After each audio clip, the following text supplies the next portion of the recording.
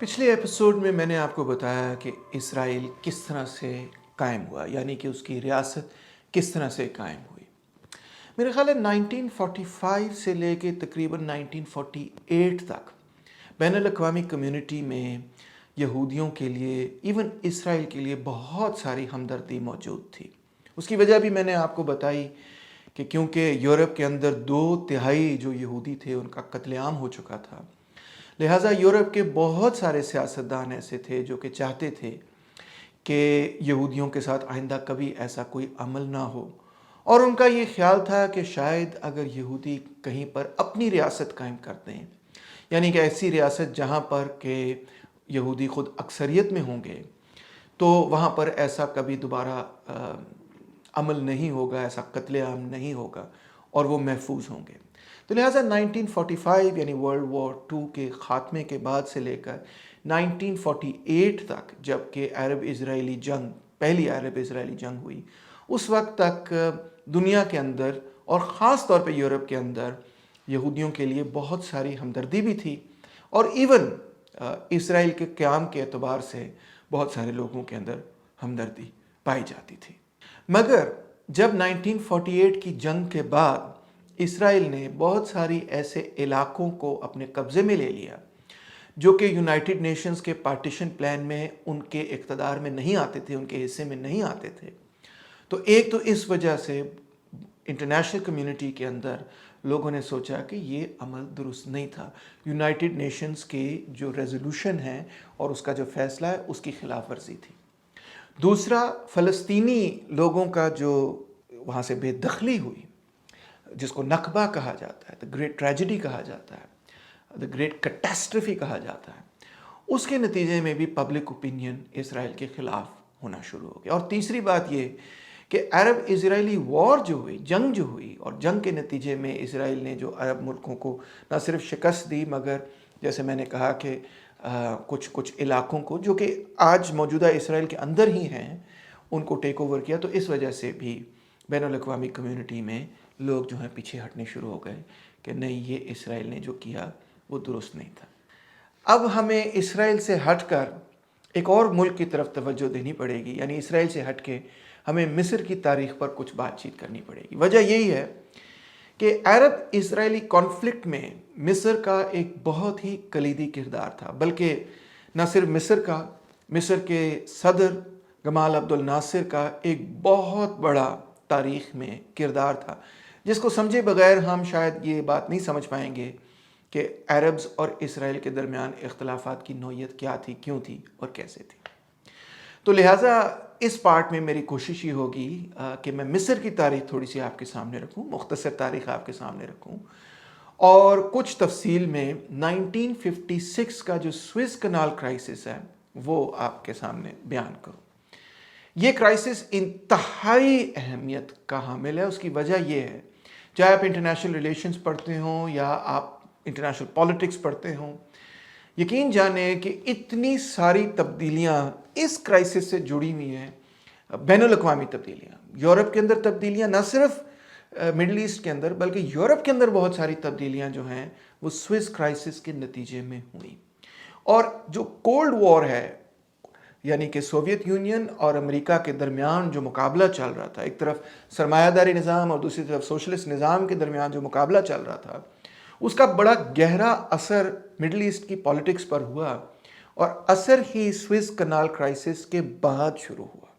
तो लिहाजा Suez canal crisis को समझे बगैर international politics, international relations, Europe के अंदर मुख्तलिफ ट्रांसफॉर्मेशंस और कोल्ड वॉर को ख़ास तौर पर मिडल ईस्ट के अंदर दुरुस्त तरह से नहीं समझा जा सकता। और फिर मज़ीद स्विस कनाल क्राइसिस का अरब इज़राइली रिलेशंस पर बहुत ही बड़ा और गहरा असर हुआ। 1948 की जंग के बाद इसराइल की ये ख्वाहिश थी कि हमें इंटरनेशनल कम्युनिटी सपोर्ट करे, ख़ास तौर पे ग्रेट ब्रिटेन, फ्रांस और अमेरिका की हमायत हासिल हो। लिहाजा वो तलाश कर रहे थे वो मौका कि जिसके नतीजे में यूरोप की जो मेजर पावर्स हैं और वेस्ट की जो मेजर पावर्स हैं, जिसमें अमेरिका भी शामिल है, वो इसराइल की हमायत करें। और वो महसूस यही कर रहे थे 1948 की जंग के बाद کہ شاید اس جنگ کے نتیجے میں ہم کچھ حد تک ابھی تو آئسولیشن کا شکار نہیں ہوئے، مگر آئندہ آئسولیشن کا شکار نہ ہو جائیں۔ ہمیں اسٹرینتھن کرنے ہیں اپنے لنکس ویسٹرن بلاک کے ساتھ، سوویت یونین کے ساتھ نہیں، ویسٹرن بلاک کے ساتھ کسی نہ کسی اعتبار سے ہمیں اپنے تعلقات مضبوط کرنے ہوں گے۔ اور یہ اپرچونٹی ان کو 1956 کے سوئز کنال کرائسس میں ملی۔ تو اس کی تاریخ کو سمجھ کر ہی ہم عرب اسرائیلی جو کانفلکٹ ہے اس کو مکمل طور پہ سمجھ پائیں گے، اور یہ بات بھی تبھی سمجھ پائیں گے کہ ویسٹ نے اسرائیل کو اس حد تک کیوں سپورٹ کیا۔ جب ہم سوئز کنال کرائسس کو سمجھیں گے تو پھر ہی ہم اس سوال کا بھی درست جواب دینے میں کامیاب ہوں گے۔ اب مختصر یہ کہ مصر کی 19ویں صدی کی تاریخ کچھ اس طرح سے ہے کہ 1805 کے اندر محمد علی پاشا نے اپنی ایک ڈائنسٹی قائم کی۔ 1859 سے لے کر 1869 تک، یعنی اس 10 سال کے عرصے میں برٹن اور فرانس نے اس ڈائنسٹی کے ساتھ ایک اگریمنٹ کیا، اور اگریمنٹ کے تحت انہوں نے ایک کنال بنائی جس کا نام ہے Suez Canal. Suez Canal Mediterranean Sea کو ریڈ سی کے ساتھ جوڑ دیتی ہے بذریعہ پانی، یعنی کہ یورپ سے جو سمندری جہاز ایشیا کی طرف آنا چاہتے ہیں ان کو اب افریقہ کے ارد گرد گھوم کے آنے کی ضرورت نہیں تھی، بلکہ وہ میڈیٹرینین سی سے ریڈ سی میں داخل ہو کر، عربین سی سے داخل ہو کر تو پھر ایشیا جا سکتے تھے۔ یعنی کہ سوئز کنال کا ایک بہت بڑا فائدہ تھا، اور وہ فائدہ یہ تھا کہ تقریباً 8,900 کلومیٹر، تقریباً 9,000 کلومیٹر سے سفر کٹ جاتا ہے کسی سمندری جہاز کا جو کہ یورپ سے ایشیا کی طرف روانہ ہو۔ تو آپ اندازہ کر سکتے ہیں کہ ایک ایسے دور کے اندر، آج بھی ایسا ہی دور ہے، جب اکثریت تجارت سمندری جہازوں کے ذریعے ملکوں کے درمیان ہوتی ہے، سوئز کنال کتنی اہمیت رکھتی تھی، کیونکہ یورپ اور ایشیا کے درمیان تجارت سوئز کنال کے بغیر معاشی اعتبار سے اتنی مفید نہیں ہے، اتنی منافع بخش نہیں ہے۔ جب آپ 9,000 کلومیٹر اپنا سفر کم کر لیں گے تو ظاہری بات ہے کہ آپ کا منافع، آپ کی ٹرانسپورٹ کاسٹ بھی کم ہو جائے گی، اور لہٰذا آپ کا منافع بھی بڑھ جائے گا۔ 1875 میں مصر کی حکومت پر اتنے بڑے قرضے اکٹھے ہو گئے کہ انہوں نے یہ فیصلہ کیا کہ ہم اپنے شیئرز برٹن کو بیچ دیتے۔ اس وقت تک برٹن کے بھی شیئرز تھے، فرانس کے بھی شیئرز تھے، اور ایجپٹ، مصر کے بھی شیئرز تھے سوئز کنال کے اندر۔ مگر اب معاشی بحران سے نکلنے کے لیے، اور خاص طور پہ قرضوں سے نکلنے کے لیے، ایجپٹ نے یہ فیصلہ کیا کہ ہم اپنے شیئرز برٹن کو بیچ دیتے ہیں۔ لہٰذا برٹن کے اب 44% شیئرز سوئز کنال پر بن گئے، جو کہ انہوں نے 4 ملین پاؤنڈز میں مصر سے خرید لی، یعنی کہ انتہائی کم قیمت پر خرید لی۔ مصر نے کیوں ان کو اتنی کم قیمت پر بیچے یہ شیئرز؟ کیونکہ جس طرح پاکستان کے اندر ایک ڈیٹ کرائسس ہے، اس وقت 1875 میں مصر پر بھی یہ ڈیٹ کرائسس تھا، اور وہ مجبور تھے، انہوں نے کہا اونے پونے دام جس کو کہتے ہیں نا، کہ انہوں نے اپنے وہ نیشنل ایسٹس بیچ ڈالے۔ 1882 میں اس معاہدے کے خلاف اور اس عمل کے خلاف ایجپٹ کے اندر ایک نیشنلسٹ ریولٹ ہوا، بغاوت ہوئی۔ اس بغاوت کو یونائٹڈ کنگڈم نے بڑی بروٹلی کرش کیا، اور در حقیقت ایجپٹ کے اندر 1882 کے بعد جو ایکچوئل کنٹرول تھا وہ برٹش کا قائم ہو چکا تھا۔ انفیکٹ آپ حیران ہوں گے یہ سن کے کہ ایجپٹ جو ہے وہ نارتھ افریقہ اور مڈل ایسٹ میں برٹن کا بنیادی ملٹری بیس بھی تھا۔ 1922 میں جب یہ ریولٹ کرش ہوا تو بہرحال 1936 میں ایک اینگلو ایجپشن ٹریٹی سائن ہوئی، جس میں کہ فائنلی برٹش نے یہ اگری کیا کہ ٹھیک ہے، ہم باقی مصر سے اپنی فوجیں نکال کر صرف اور صرف سوئز کنال کے ارد گرد اپنی فوجوں کو رکھیں گے۔ یعنی ہم اندازہ کریں کہ 1922 میں کیونکہ انہوں نے نیشنلسٹ ریولٹ کو کرش کیا تھا تو ان کی فوجیں جو تھی وہ مصر میں، یعنی کہ برٹن کی فوجیں مصر میں پھیلی ہوئی تھیں، مگر اب انہوں نے یہ فیصلہ کیا کہ ہم اپنی فوجوں کو نکال کے تو سوئس تک محدود رکھیں گے۔ 1940 سے لے کے 1945 تک جب دوسری عالمی جنگ چل رہی تھی تو مصر برٹش گورنمنٹ کے لیے ایک بہت بڑا ہیڈ کوارٹرز تھا، نہ صرف نارتھ افریقہ کے ریجن کے لیے مگر مڈل ایسٹ کے ریجن کے لیے، جہاں وہ جرمنی اور دوسری اور پاورز کا مقابلہ کر رہے تھے، اٹلی کا بھی مقابلہ کر رہے تھے۔ 1948 میں پچھلے ایپیسوڈ میں آپ سن چکے ہیں کہ 7 عرب ملکوں نے مل کر اسرائیل پر حملہ کیا، مگر عرب ملکوں کو شکست ہوئی، اسرائیل کو کامیابی ہوئی۔ اس میں جو سب سے بڑی فوج تھی وہ مصر کی فوج تھی۔ مصر کی آبادی بھی جو ہے وہ ان ملکوں میں سب سے بڑی آبادی ہے، ان کی ریاست بھی لہٰذا ان تمام ملکوں میں سب سے بڑی ریاست تھی، کیونکہ برٹش کا وہاں پہ ایک ہیڈ کوارٹرز تھا، اور تو مصر کے لوگ انتہائی باقی ملکوں کے مقابلے میں انتہائی تعلیم یافتہ بھی تھے، ان کے پاس ایک ماڈرن اسٹیٹ سسٹم بھی تھا، اور کچھ انہوں نے سوئز کنال سے پیسے وغیرہ بھی کما کے ایک بہرحال طاقتور ریاست ضرور بنائی تھی۔ مگر اس ریاست کو مکمل طور پہ 1948 کے اندر شکست ہوئی۔ جب شکست ہوئی تو مصر کی فوج کے اندر جو ملٹری آفیسرز تھے، خاص طور پہ جونیئر لیول کے جو ملٹری آفیسرز تھے، ان کا یہ خیال تھا کہ بادشاہت کی وجہ سے اور بادشاہتی نظام کی وجہ سے ہمیں شکست ہوئی، کنگ فاروق کی وجہ سے ہمیں یہ شکست ہوئی ہے۔ اگر ہمارے پاس ایک جدید سیاسی نظام ہوتا تو ہمیں یہ شکست نہ ہوتی۔ لہٰذا مصر کی فوج کے اندر سے کچھ ایسے لوگ پیدا ہوئے، کچھ ایسے افسر پیدا ہوئے جو سمجھتے تھے کہ بادشاہت کا وقت اب ختم ہو چکا ہے، ہمیں ایک جدید ریپبلک بنانا ہے، ایک جدید ریاست بنانی ہے، بادشاہت کو ختم کرنے کی ضرورت ہے۔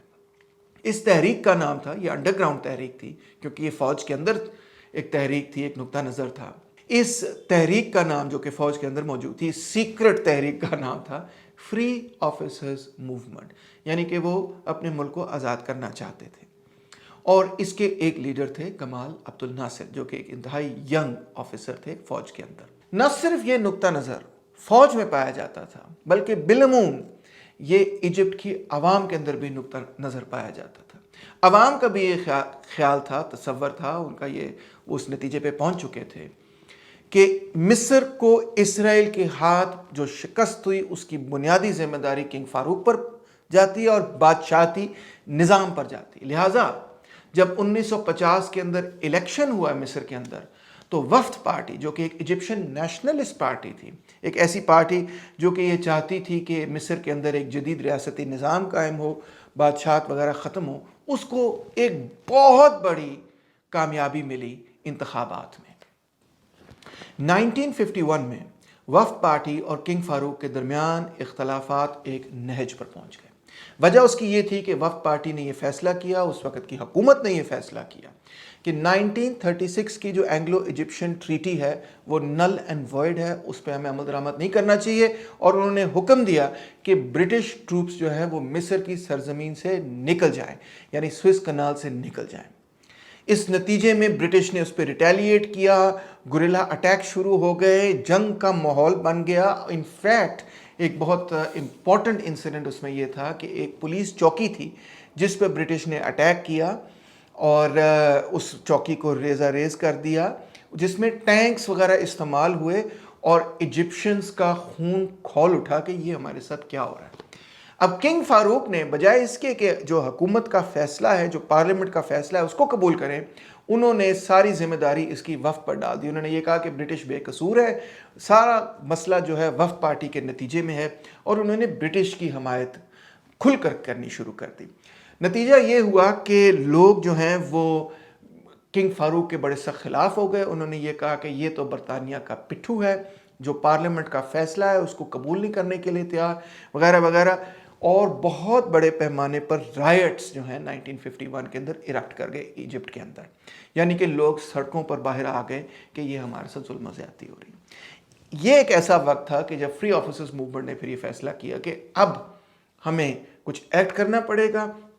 کنگ فاروق کو انہوں نے اقتدار سے ہٹا دیا اور اقتدار انہوں نے خود حاصل کر لیا، یعنی ایک قسم کا ملٹری کے اندر کو ہوا، مگر محض کو یہ نہیں تھا، کیونکہ یہ ایک بہت بڑی پاپولر موومنٹ بھی تھی کہ کنگ فاروق کو ہٹایا جائے۔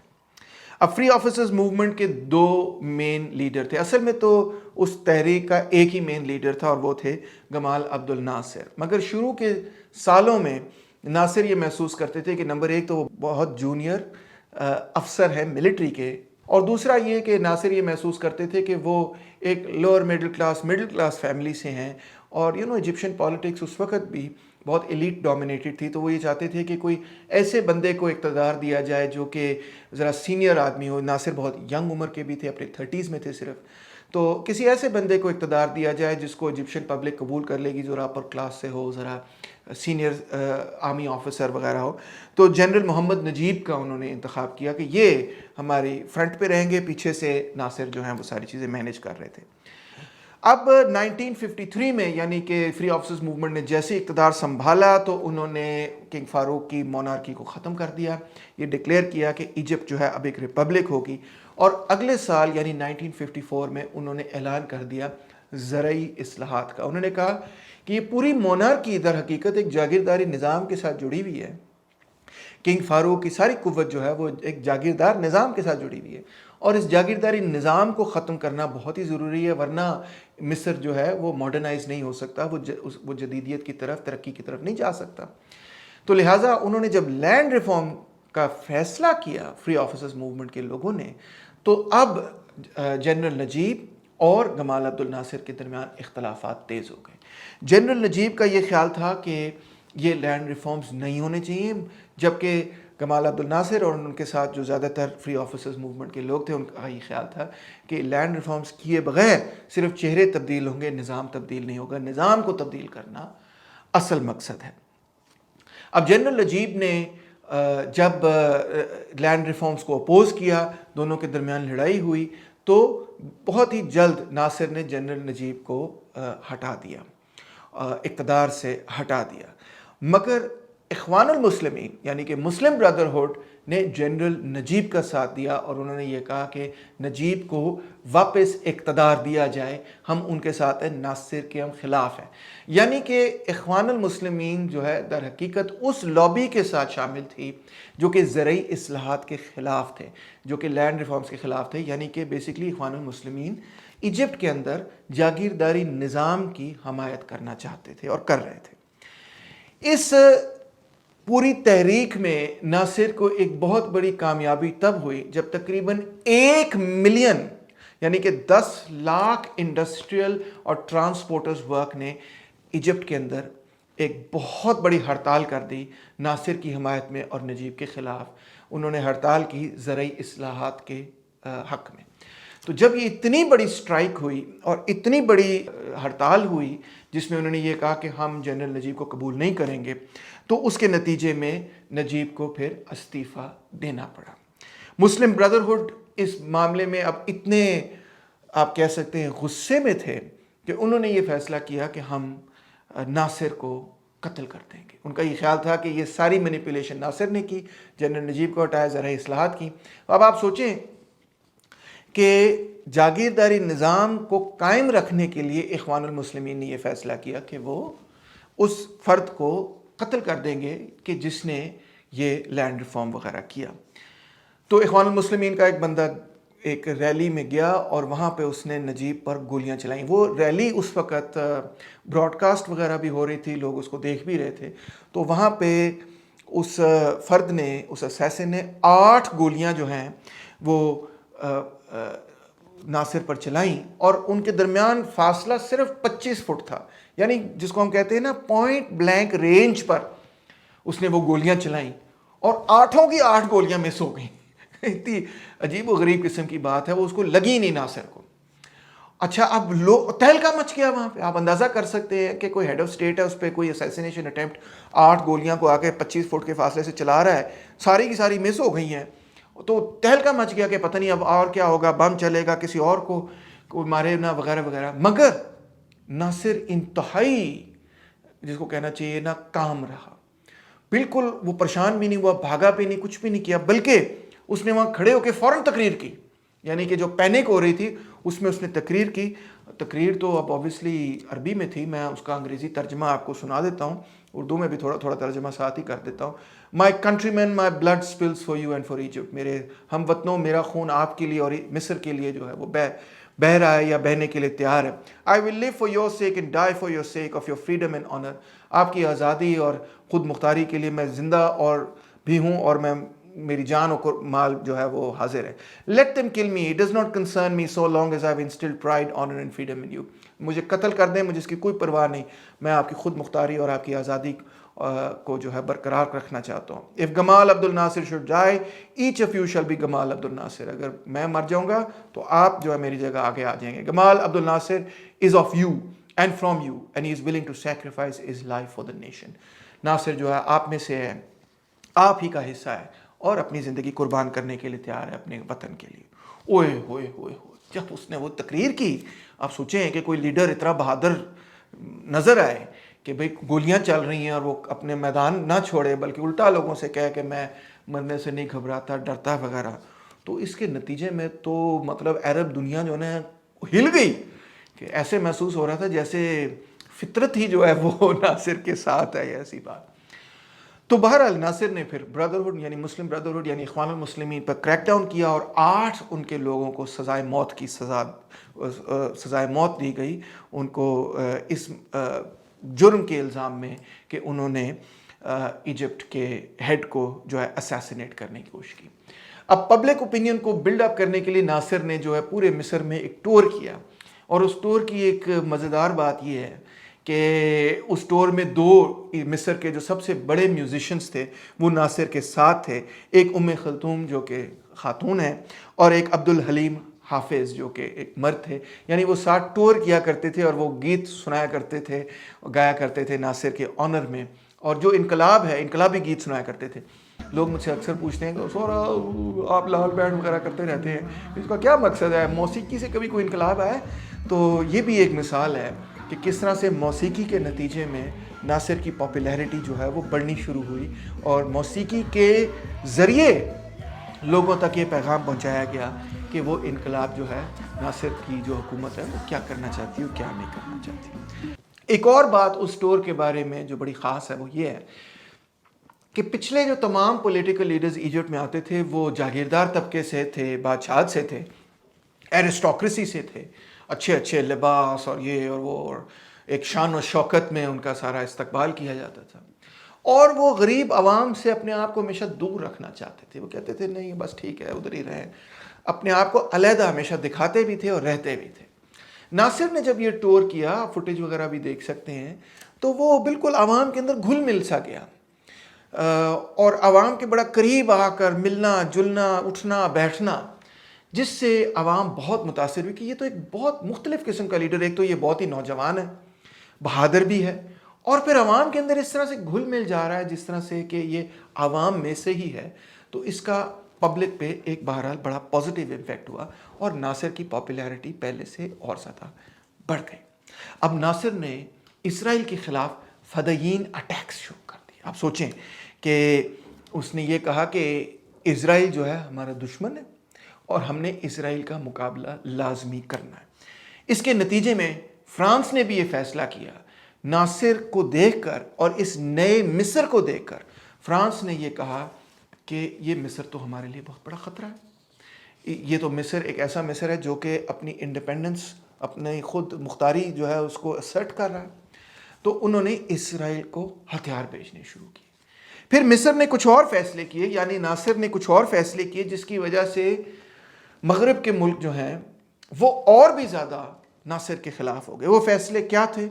الجیریا میں ایک بہت بڑی بغاوت چل رہی تھی فرانس کے خلاف. آپ کو پتہ نا الجیریا میں فرانس کی کلونیل ایک نوآبادیاتی ریاست قائم تھی, اور وہ ایک ایسی ریاست تھی کہ فرینچ لوگ تقریباً 1 ملین 10 لاکھ فرینچ لوگ جو ہیں الجیریا کے اندر رہتے تھے.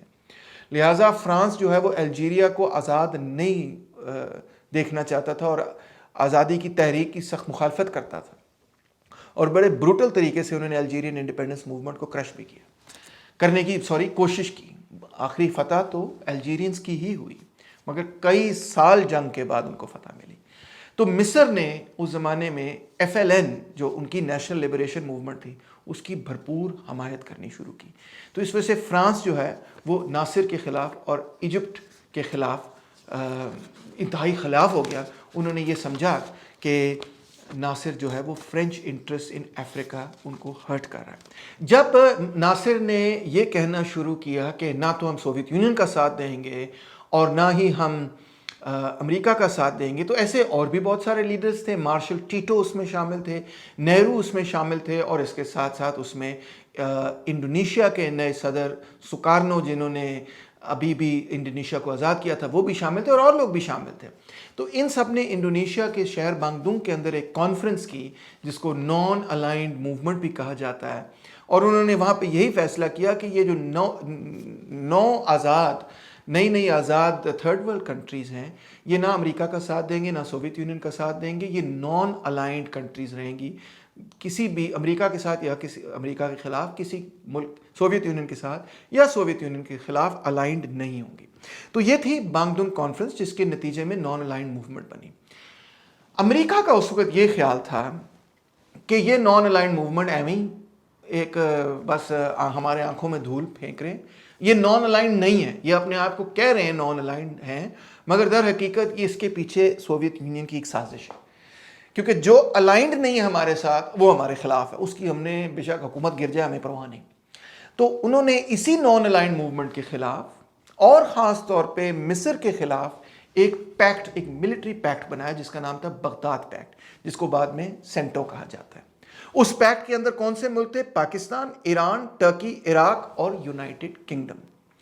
اور اس پیکٹ کا جو اصل مقصد تھا وہ یہ تھا کہ ایجپٹ کے اندر جو یہ نیشنلسٹ انقلاب شروع ہو رہا ہے, اس کے نتیجے میں اگر کمیونزم مڈل ایسٹ کے اندر پھیل گیا تو ہم نے اس کو روکنا ہے.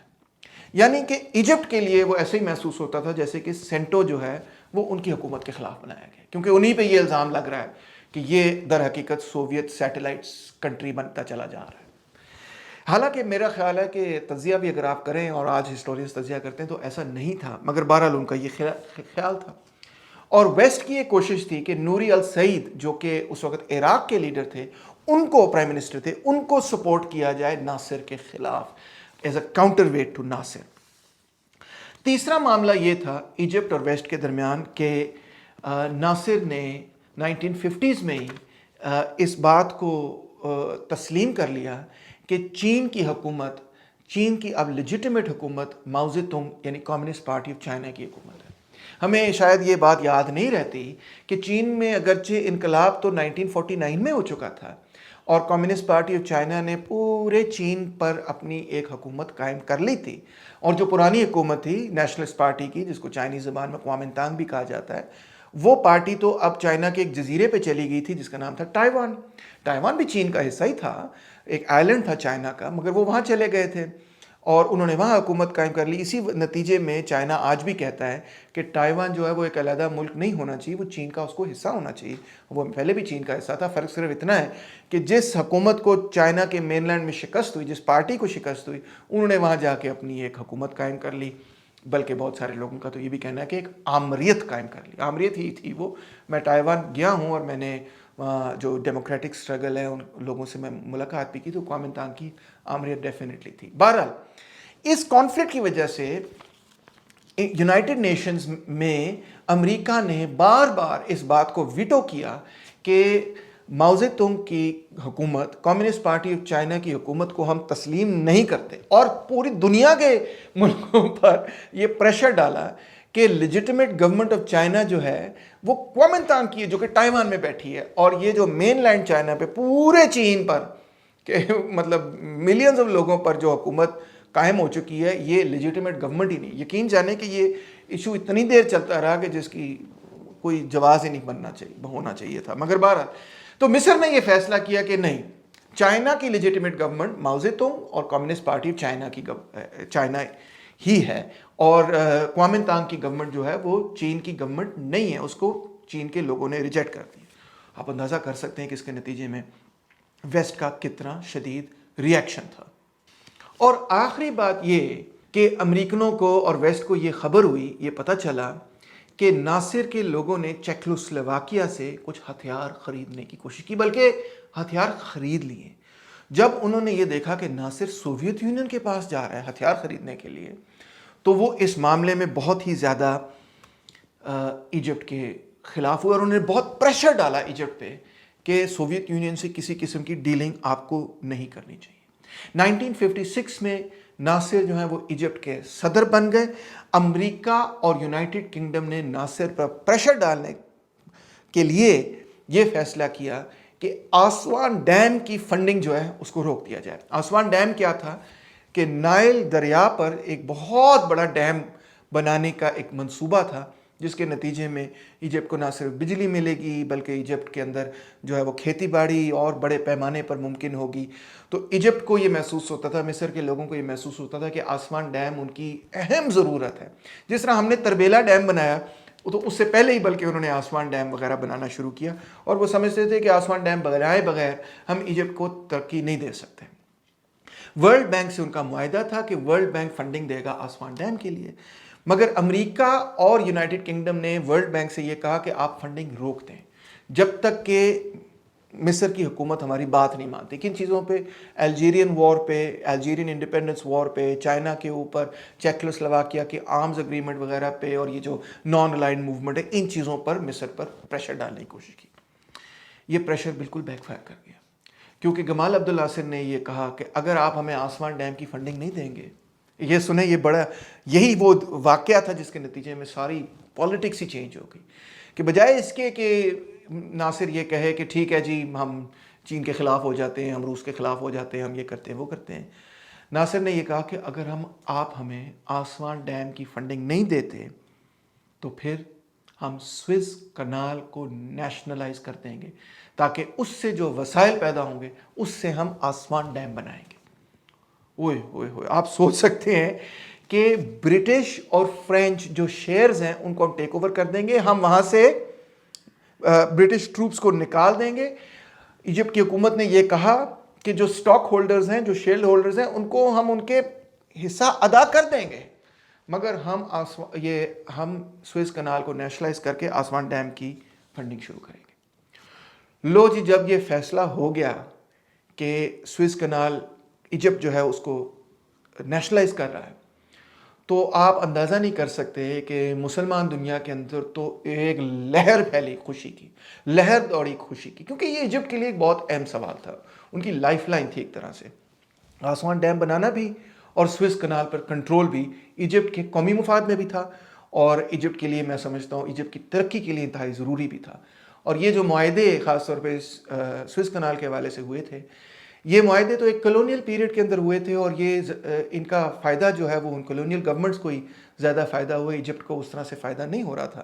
تو میرا خیال ہے کہ یہ ایجپٹ کے لیے، مصر کے لیے بالکل ایک لیجٹمیٹ بات تھی کہ وہ ان کلونیل ٹریٹیز کو دوبارہ سے دیکھیں اور ان کو ریویو کریں اور ان کو ایسے نئے طرح سے بنائیں کہ جس کے نتیجے میں ایجپٹ کو بھی فائدہ ہو. آفٹر آل ایجپٹ کی سرزمین پہ سوئز کنال قائم ہوئی تھی، اور اب وہ اس سوئز کنال کو بھی ایک پورے 100 سال ہو چکے تھے.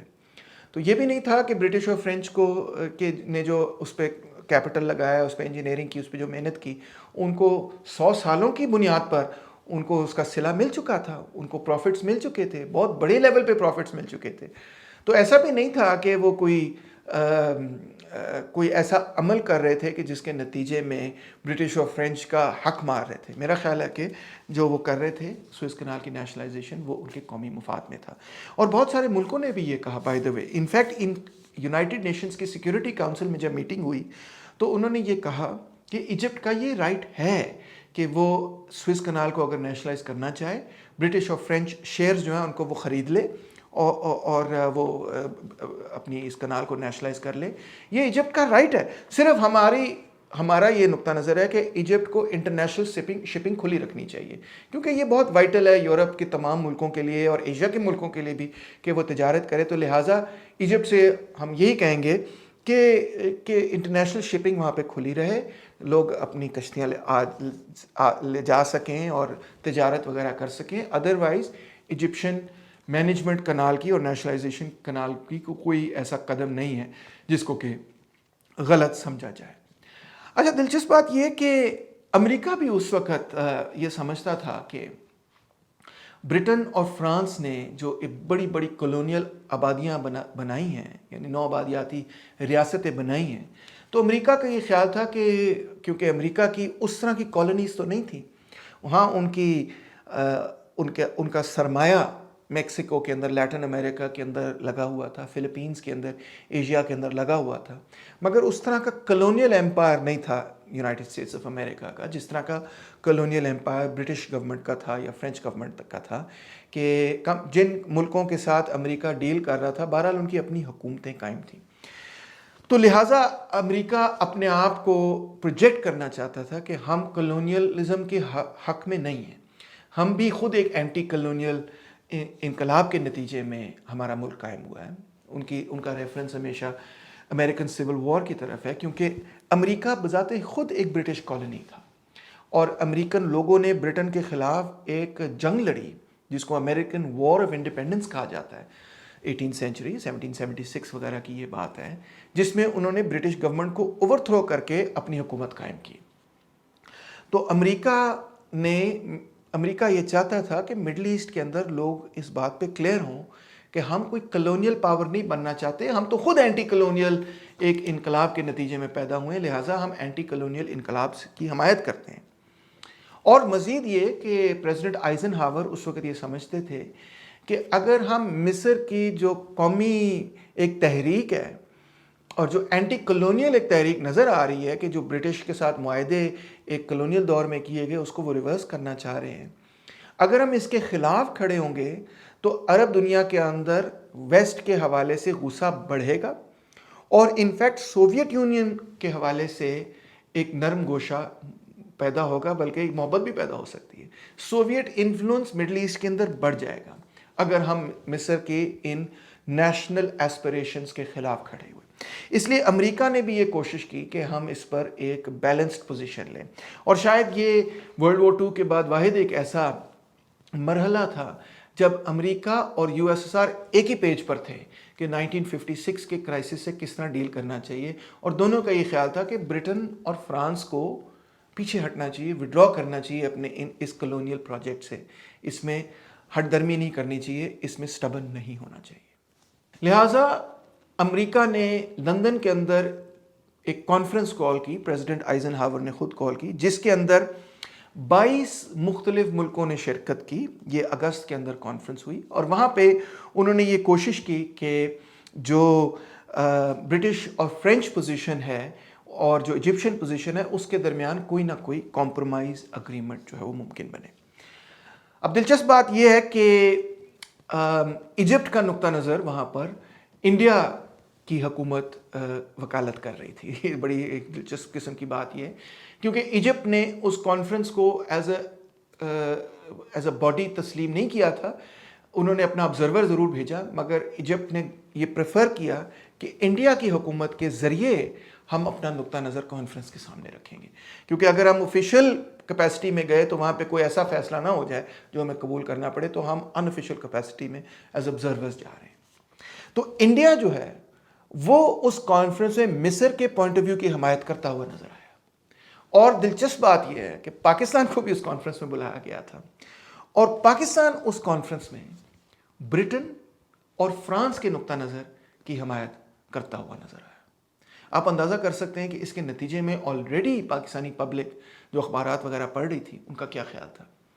میں آپ کو آلریڈی بتا چکا ہوں کہ سینٹو جو کہ ایجپٹ کے خلاف بنایا گیا تھا ایک طرح سے، اس پر بھی پاکستان ایک سگنیٹری تھا. تو لہٰذا مصر کے لوگ یہ سمجھتے تھے، ایون پاکستان کے لوگ یہ سمجھتے تھے کہ یہ ایک ایسا معاہدہ ہے جس میں ہمیں شامل نہیں ہونا چاہیے. آخر ہمیں کیا غرض کہ اگر مصر جو ہے وہ سوویت یونین سے ڈیل کرنا چاہے نہ ڈیل کرنا چاہے، ہمیں اس سے کیا؟ ہم کیوں مڈل ایسٹ میں جا کے مصر کے معاملات میں عمل دخل کریں؟ وہ ہمارے تھرڈ ورلڈ کنٹریز کی طرح، وہ بھی ایک تھرڈ ورلڈ کنٹری جو ابھی نو آبادیاتی ریاست سے نکلا ہے، کلونیل سسٹم سے نکلا ہے، وہ بھی مسلمان ہیں، ہم بھی مسلمان ہیں. اور پھر یہ سب سے اہم بات کہ پاکستانی پبلک کا یہ خیال تھا کہ ناصر نے ٹھیک کیا ہے جو سوئس کنال کو نیشنلائز کیا. بہرحال اس کانفرنس میں یہ فیصلہ نہیں ہو پایا کہ اس معاملے کا حل کیا ہے. مین وائل برٹن اور فرانس نے یہ فیصلہ کیا، اور یہ فیصلہ جو ہے انہوں نے امریکہ سے بھی چھپا کر رکھا اور ملکوں سے بھی چھپا کے رکھا کہ وہ مصر پر ایک حملہ کریں گے. اس وقت مصر کی جو فوج تھی وہ تقریباً 3 لاکھ افراد پر مشتمل تھی. ان کا یہ خیال تھا کہ ہم نے اس فوج پر حملہ کر کے سوئس کنال کو دوبارہ سے اپنی گرفت میں لینا ہے. یعنی انہوں نے اس کا ایک ملٹری سولوشن نکالنے کی کوشش کی. اس مقصد کے لیے انہوں نے اسرائیل سے رابطہ کیا، خاص طور پہ فرانس نے، اور انہوں نے اسرائیل کے ساتھ مل کر ایک پلان بنایا کہ کس طرح سے سوئس کنال کو دوبارہ سے وہ اپنے کنٹرول اپنے قابو میں لیں گے۔ اب برٹن، فرانس اور اسرائیل نے ایک آپریشن لانچ کیا، آپریشن کا نام تھا ریوائز۔ اس کے تحت ان کا یہ خیال تھا کہ پہلے ہم ایئر سپیریورٹی حاصل کریں گے فرانس کی مدد سے خاص طور پہ، اس کے بعد ہم 10 دن کا ایک سائیکولوجیکل اٹیک کریں گے جس میں ہم ان کی معیشت ایجپٹ کی تباہ کرنے کی کوشش کریں گے، اور ساتھ ہی ساتھ ہم ایئر بورن لینڈنگز کر کے کمانڈوز جو ہیں وہ سوئس کنال کے اندر داخل کر کے تو سوئس کنال کو ٹیک اوور کر جائیں گے۔ اب آپ سوچ سکتے ہیں کہ یہ کتنا پیچیدہ معاملہ تھا۔ لہٰذا جی اسرائیل، فرانس اور برٹن نے ایجپٹ کو اٹیک کیا، اور ایک بہت بڑا المیہ یہ ہے کہ یہ ایک ایسا دور تھا کہ جب فرانس کی حکومت ایک سوشلسٹ پارٹی کر رہی تھی، ایک بائیں بازو کی پارٹی کر رہی تھی۔ یہ کمیونسٹ پارٹی تو نہیں تھے مگر یہ جس کو کہتے ہیں نا سوشل ڈیموکریٹ تھے۔ تو سوشل ڈیموکریٹس نے یہ فیصلہ کیا کہ وہ مصر پر حملہ کریں گے۔ لو جی وہ حملہ آور ہو گئے۔ اسرائیل نے جو ہے سینائی ڈیزرٹ کو انویڈ کیا، برٹن اور فرانس نے سوئس کنال کے اندر پیرا ٹروپرز جو ہیں وہ کیا کہتے ہیں وہ پیراشوٹ کے ذریعے جو ہے وہ وہاں پہ گرانے شروع کیے۔ آپ اندازہ کر سکتے ہیں کہ لڑائی شروع ہو گئی۔ مصر کی حکومت نے بھی یہ فیصلہ کیا کہ ہم ڈٹ کے مقابلہ کریں گے، لہٰذا ناصر نے تقریباً 4 لاکھ رائفلز عوام کو پکڑانی شروع کر دی، اور یہ عوام سے کہا کہ اب صرف مصر کی فوج نے مصر کا دفاع نہیں کرنا، مصر کی عوام بھی ہمارے ملک کا دفاع کریں گے۔ برٹن، فرانس اور اسرائیل ہم پہ حملہ کر رہے ہیں اور ہم نے اپنے ملک کا دفاع کرنا ہے۔ اس کو ہم نے ایک پیپلز وار بنانا ہے۔ یہ پیپلز وار کا تصور اس وقت تک دنیا کے اندر پھیلنا شروع ہو چکا تھا، نہ صرف اس وجہ سے کیونکہ چین کے اندر ایک پیپلز وار کے نتیجے میں ایک انقلاب ہوا تھا، بلکہ اس کے ساتھ ساتھ یہی وہ دور تھا کہ جب ویتنام کے اندر ایک انتہائی کامیاب پیپلز وار جو ہے وہ جاری تھی، پہلے فرینچ کلونیل رول کے خلاف اور اس کے بعد پھر امریکن کلونیل رول کے خلاف۔ لیں جی یہ جنگ شروع ہوئی، جیسے ہی جنگ شروع ہوئی تو سوویت یونین بہت بڑے پیمانے پر حرکت میں آ گیا، اور بہت انٹرنیشنل پریشر برٹن اور فرانس اور اسرائیل پر آیا کہ یہ آپ کیا کر رہے ہیں، فوری طور پہ اپنے ٹروپس کو وڈرا کریں۔ انفیکٹ ایون امریکہ بھی اس چیز کے خلاف تھا کہ برٹن، فرانس اور اسرائیل نے غلط کیا، ان کا بھی یہ خیال تھا کہ ٹروپس کو وڈرا کرنا چاہیے۔ سوویت یونین نے یہ کہا، پریمیئر اس وقت نکولائے بلگانن نے یہ کہا کہ اگر برٹن اور فرانس فوری طور پہ اور اسرائیل تینوں ملک فوری طور پہ وڈرا نہیں کرتے تو سوویت یونین ان کے شہروں پر راکٹ اٹیک شروع کر دے گا۔ اندازہ کریں آپ، انہوں نے یہ کہا کہ ہم برٹن، فرانس اور اسرائیل پر راکٹ اٹیک شروع کر دیں گے اگر آپ نے اس جنگ کو نہیں روکا۔ بلگانن نے یہ کہا کہ بین گورین جو ہے وہ یورپین کلونیلزم کو سپورٹ کر رہا ہے، اسرائیل جو ہے وہ کلونیل پروجیکٹ کو بچانے کے لیے اپنی فوجوں کو استعمال کر رہا ہے، اور لہٰذا وہ خود ایک کلونیل پاور بن چکا ہے۔ اور یو ایس ایس آر نے بڑی سخت تنقید کی فرانس کے پرائم منسٹر پہ، مولیٹ پہ، کہ تم اچھے سوشلسٹ ہو، یہ کیا حرکت کر رہے ہو کہ دیکھو کلونیلزم کو سپورٹ کر رہے ہو اور مصر پر تم نے اٹیک کر دیا ہے۔ یہ سوشل ڈیموکریٹ جو ہیں جعلی سوشلسٹ ہیں، الفاظ میں سوشلزم کرتے ہیں مگر اعمال میں سامراجی عمل کرتے ہیں۔ اور لہٰذا جناب یعنی 1956 میں ایک ایسی فضا بن گئی کہ ورلڈ وار 3 کا امکان شروع ہو گیا، اور سوویت یونین نے کہا کہ ہم اسرائیل، برٹن اور فرانس کے خلاف عالمی جنگ کرنے کے لیے تیار ہیں مصر کے دفاع میں۔ ایون امریکہ نے یہ کہا، سب سے پہلے تو جان فاسٹر ڈلس نے یہ کہا، سوچا، ایڈوائز کیا اپنے پریزیڈنٹ کو کہ خروشچوف جو اقتدار میں تھا اس وقت، جنرل سیکرٹری تھا کمیونسٹ پارٹی کا، اس نے کہا خروشچوف انتہائی جو ہے نا وہ جذباتی قسم کا بندہ ہے، اسٹالن کی طرح نہیں ہے۔ اسٹالن جو ہے نا بڑے ٹھنڈے دماغ سے سوچتا ہے کیا کرنا ہے کیا نہیں کرنا، اس کے مقابلے میں خروشچوف جو ہے انتہائی جذباتی ہے۔ یہ نہ ہو کہ سوویت یونین واقعی اپنی تھریٹ جو ہے وہ کیری آؤٹ کر دے، ان کو لگتا تھا کہ یہ ایسا ممکن ہے کہ واقعی سوویت یونین جو ہے وہ اٹیک کر دے گا اگر برٹن اور فرانس اور اسرائیل کو کنٹرول نہ کیا گیا۔ تو امریکہ نے تھرڈ ورلڈ وار کو روکنے کے لیے، نہ ہونے مطلب اس کو پریونٹ کرنے کے لیے پریشر لگایا یونائٹڈ کنگڈم پر بھی اور فرانس پر بھی۔ انہوں نے یہ آئی ایم ایف سے کہا کہ جو U S government Sterling holdings ہیں وہ ہم بیچ دیں گے۔ آئی ایم ایف کو کہا کہ یہ جو اتنا بڑا مارشل پلان اور ایڈ اور اسسٹنس فرانس اور یونائٹڈ کنگڈم کو دے رہے ہیں یہ ہم روک دیں گے اگر آپ نے اپنی جنگ نہ روکی تو۔ اب اتنے سارے پریشر کے نتیجے میں برٹن، فرانس اور اسرائیل واقعی مجبور ہو گئے کہ ان کو جنگ روکنی پڑی، اور وہ اپنے مشن میں کامیاب نہیں ہو سکے. برٹن کے تقریباً 16 لوگ جو ہیں وہ اس جنگ میں مارے گئے, 96 وونڈڈ تھے. فرینچ کے 10 لوگ مارے گئے, 33 وونڈڈ تھے. اسرائیل کے 172 مارے گئے, 817 وونڈڈ تھے. ایجپٹ کے 1650 سے لے کے کہتے ہیں 3650 لوگ مارے گئے, تقریباً 5000 لوگ وونڈڈ تھے. اور مزید مصر کے تقریباً 1000 عام شہریوں کا بھی قتل ہوا. مگر کامیابی مصر کو ہوئی, کیونکہ نہ امریکہ اس جنگ کی حمایت کرنے کے لیے تیار تھا, اور سوویت یونین تو مصر کے بہاف پر برٹن, فرانس اور اسرائیل سے جنگ کرنے کے لیے بالکل صاف نظر آ رہا تھا کہ تیار ہو چکا ہے. ان کی فلیٹ وغیرہ بھی آرگنائز ہو چکی تھی. تو لہٰذا برٹن, فرانس, اسرائیل نے سوچا کہ ہم ادھر رک جائیں. اور اس کے علاوہ بھی بہت بڑی بڑی اینٹی وار موومنٹ شروع ہو گئی. اس وقت اینٹنی ایڈن جو ہے وہ اقتدار میں تھے برٹن کے اندر, اور لیبر پارٹی جو ہے وہ حزب اختلاف میں تھی. تو labour party of United kingdom نے بہت بڑی بڑی ڈیمونسٹریشنز آرگنائز کرنی شروع کی. ڈیمونسٹریشن کا سلوگن تھا لا ناٹ وار, قانون ہونا چاہیے, جنگ نہیں ہونی چاہیے, اس جنگ سے باہر نکلیں. اینٹنی ایڈن نے بھی بڑی عجیب و غریب قسم کی سٹیٹمنٹ دی, کیونکہ پبلک اوپینین برٹن کے اندر اس جنگ کے خلاف تھا. کتنی دلچسپ بات ہے. تو انہوں نے کہا نہیں ہم نے کوئی ایجپٹ پہ جنگ نہیں ڈکلیئر کی, ہم صرف آرمڈ کانفلکٹ میں ہیں. بھلا آرمڈ کانفلکٹ اور جنگ میں کیا فرق ہے, مگر بہرحال انہوں نے اس طرح کیا. 30,000 بندہ ٹرفیلگر اسکوائر پہ اکٹھا ہو گیا. انہوں نے کہا کہ لا ناٹ وار, نعرے لگنے شروع ہو گئے. پھر وہی 30,000 بندہ, اس نے یہ فیصلہ کیا, اس زمانے میں 30,000 بھی بڑا بندہ ہوتا تھا, اب تو 10 لاکھ بندہ اکٹھا ہو جاتا ہے, لاکھ بندہ اکٹھا ہو جاتا ہے, مگر اس زمانے میں یہ سب سے بڑی پروٹیسٹ تھی. ورلڈ وار 2 کے بعد پہلی بڑی پروٹیسٹ تھی برٹن کے اندر. انہوں نے یہ فیصلہ کیا کہ ہم ڈاؤننگ اسٹریٹ جائیں گے. ڈاؤننگ اسٹریٹ وہ ڈیمونسٹریٹرز پہنچے, اور وہاں انہوں نے نعرہ لگانا شروع کر دیا کہ ایڈن کو ریزائن کرنا چاہیے, Eden must go, Eden must go. اور سب سے زیادہ حمایت پتہ ہے آپ کو کس نے کی اس چیز کی اور اس جنگ کو روکنے کی؟ برٹن کی ٹریڈ یونین کانگریس نے, یعنی کہ برٹن کی ورکنگ کلاس اور مزدور طبقے نے سب سے ڈٹ کر مخالفت کی, اور سب سے زیادہ لوگ بھی انہوں نے موبلائز کیے سڑکوں پر. وہ لے آئے کہ ہم ان لوگوں پر اٹیک نہیں کریں گے, مصر کے لوگوں پر اٹیک کو قبول نہیں کریں گے. دلچسپ بات یہ ہے کہ پاکستان کے اندر بھی بہت بڑے پروٹیسٹ شروع ہو گئے.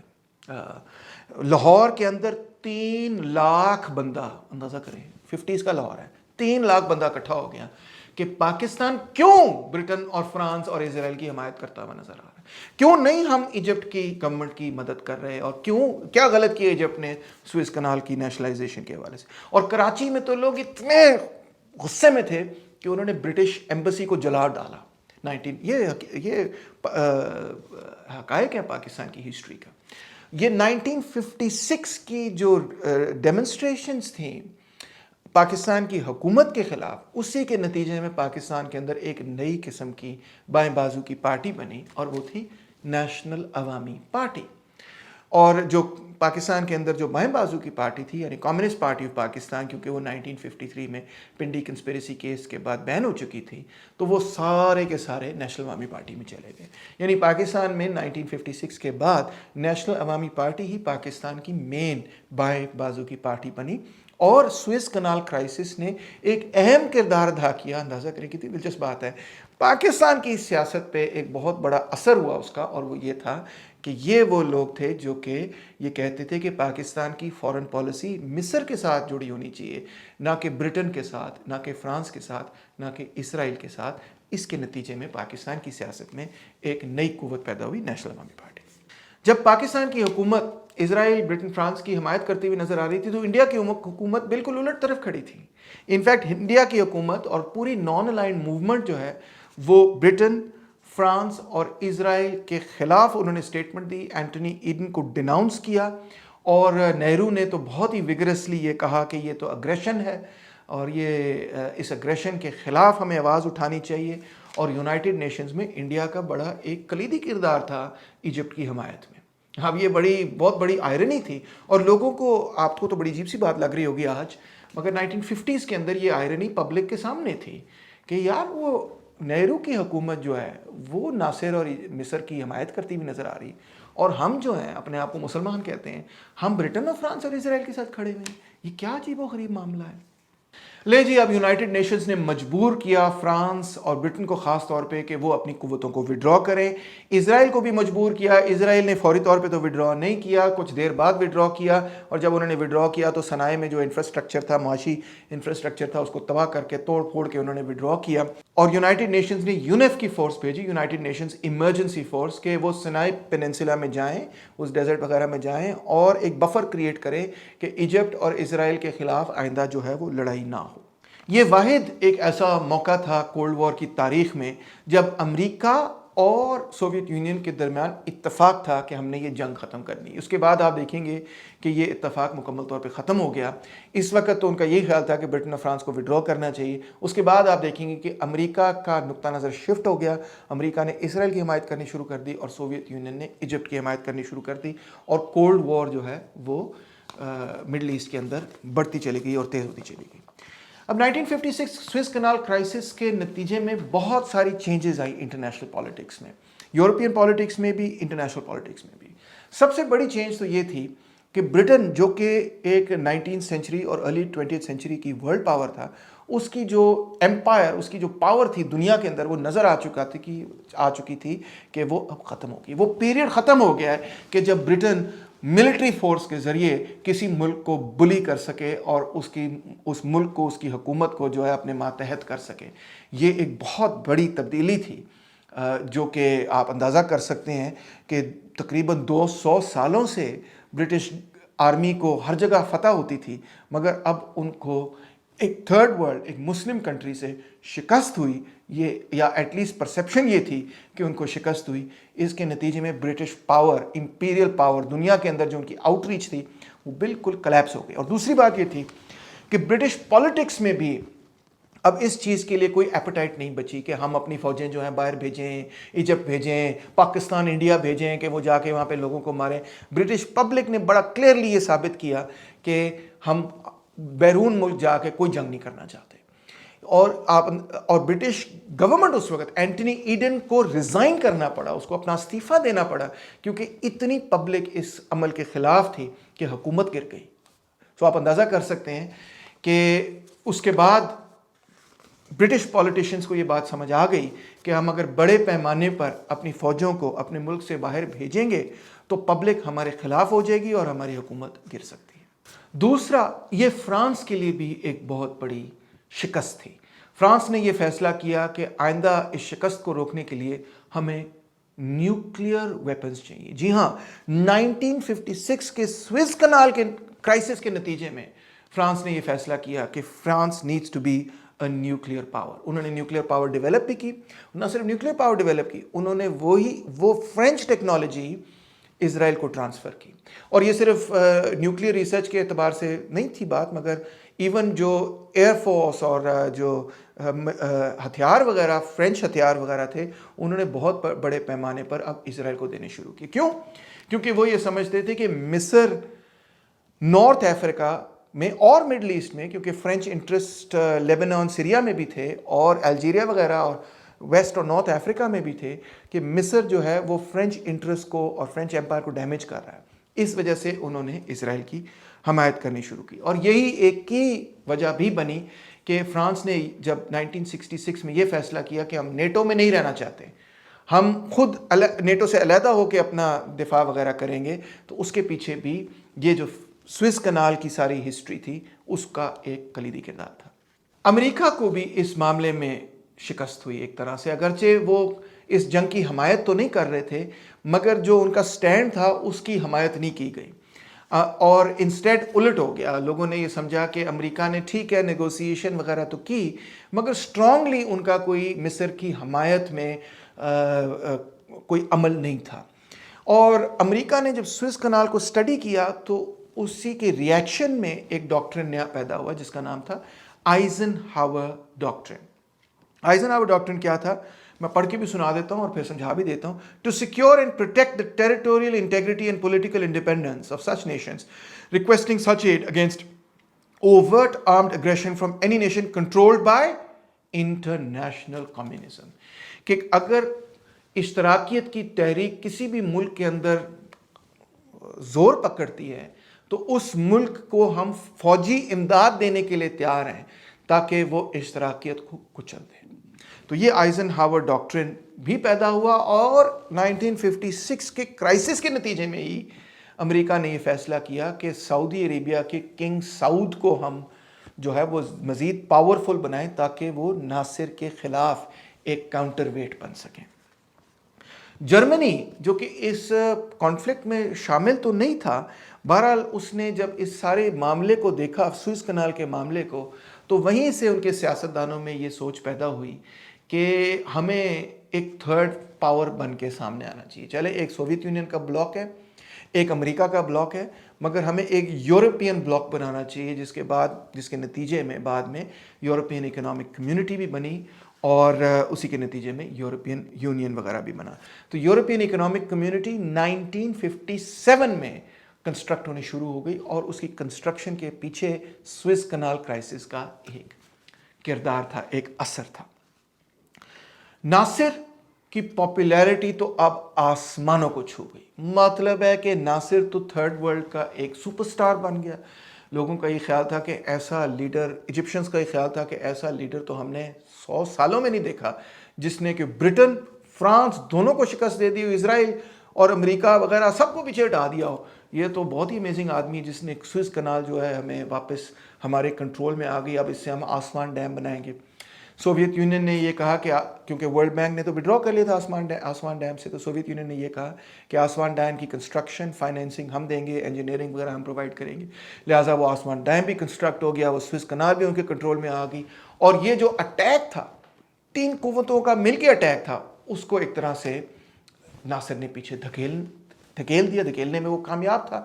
تو آپ سوچ سکتے ہیں کہ پورے تھرڈ ورلڈ کے اندر، خاص طور پہ مسلم دنیا کے اندر، اور خاص طور پہ وہاں پہ کہ جن لوگوں کا برٹش کلونیل گورنمنٹ سے بڑا نیگیٹو ایکسپیرینس ہے، جس طرح پاکستان، انڈیا کے لوگ جو کہ اس نوآبادیاتی نظام کے خلاف تھے، ان تمام لوگوں کے لیے گمال عبد الناصر ایک بہت بڑے ہیرو بن کے سامنے آئے۔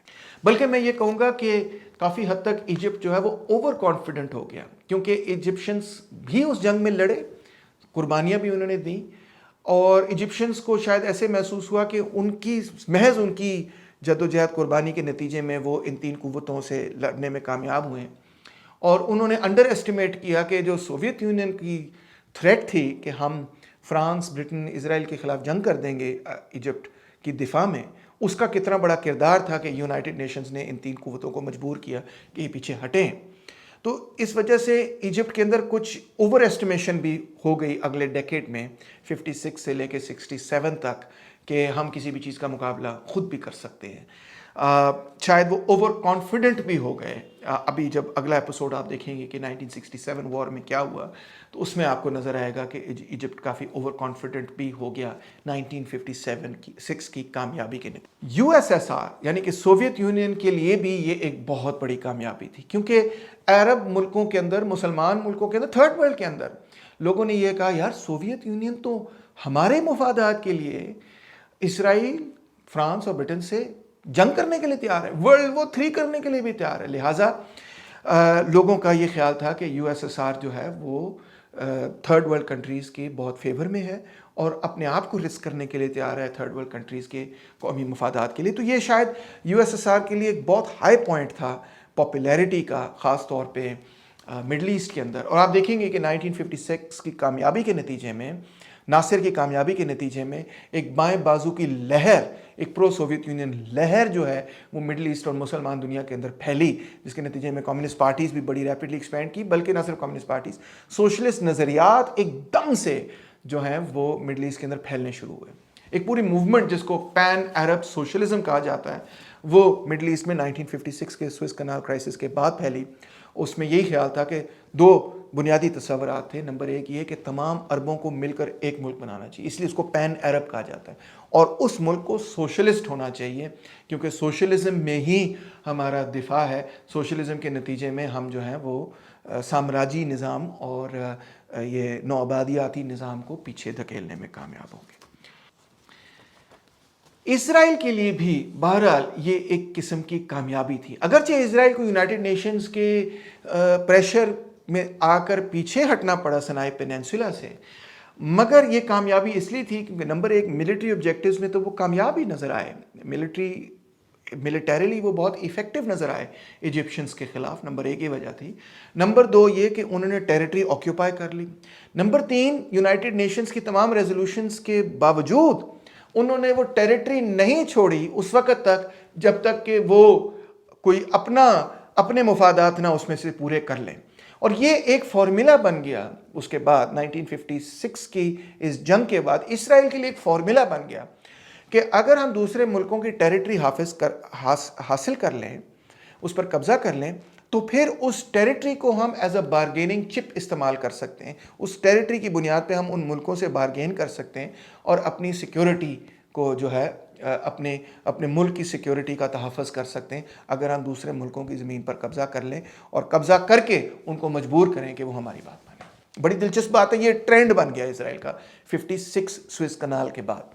اور اسرائیل کو ایک اور بات کا احساس یہ بھی ہوا کہ چاہے یونائٹڈ نیشنز کوئی ریزولوشن پاس کرے بھی، آن دا گراؤنڈ جو ان کی فوجیں ہیں اور جو بیلنس آف پاور ہے اسی سے ڈٹرمن ہوگا کہ کیا ہونا چاہیے، کیا نہیں ہونا چاہیے، کس چیز پر عمل ہو سکتا ہے، کس چیز پر عمل نہیں ہو سکتا۔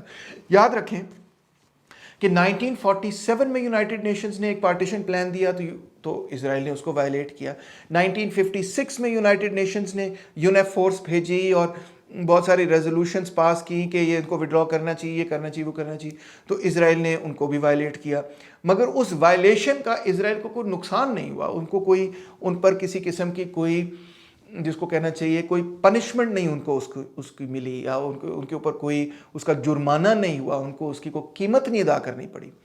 تو لہٰذا اسرائیل کو اس چیز کا بھی احساس اس کانفلکٹ سے ہوا کہ ایک پیٹرن بن گیا کہ ہم ٹیریٹری لے کر اس کو ایکسچینج کریں گے فار سیکیورٹی یا اپنی بات منوانے کے لیے، اور United nations on the ground ہمارے خلاف کوئی بہت بڑی کارروائی نہ کر سکتا ہے اور نہ ہی کرے گا۔